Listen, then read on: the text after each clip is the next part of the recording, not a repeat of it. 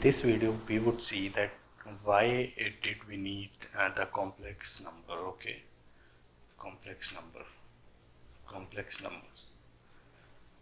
Okay, for complex numbers, let's suppose also the imaginary number. Okay, imaginary number.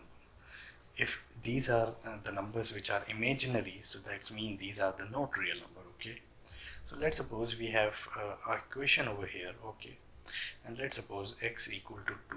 Okay, so it's mean when x is equal to 2, so 2 power 3, okay, minus 6 power 2, okay, so it is the 8 and it is the 12. Okay, y square, and y square is minus 4. Now here is the confusion. Okay, for example, if I would say y square equal to 4, so what is the y?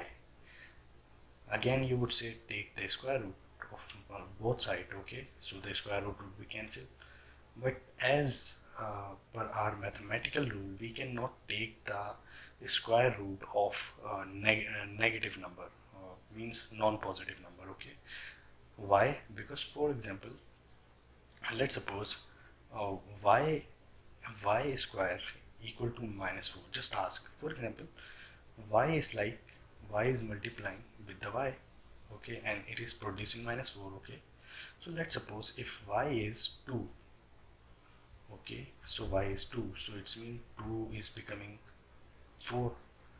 But let's suppose then if you would say, okay, take that y equal to negative 2, so then still negative 2 multiplied by negative 2 is equal to 4. So how could be it possible that if y is multiplying with the y and it is producing minus 4? So here the mathematician in the history uh, uh, faced difficulty because they stopped here, and uh, because then the equation were not able to solve because of this situation. Okay, so there we like the mathematician invented the complex number. And when I'm saying the complex number, so it's mean we introduce the iota. What is iota? Iota is minus 1. Okay, for example, if I'm saying y square equal to y square equal to what? Y square equal to minus 4. Okay, so can I write like this? For example, minus 1 is multiplying with the 4, it is 4.